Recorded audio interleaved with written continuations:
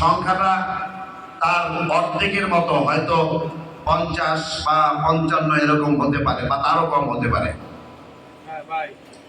আমি আপনাদের কাছে কতগুলো কাজ দিতে চাই। নাম্বার 1, সেন্ট্রাল কমিটি গঠন করতে হবে। কতদিনের মধ্যে সেন্ট্রাল কমিটি আপনারা এই মাসের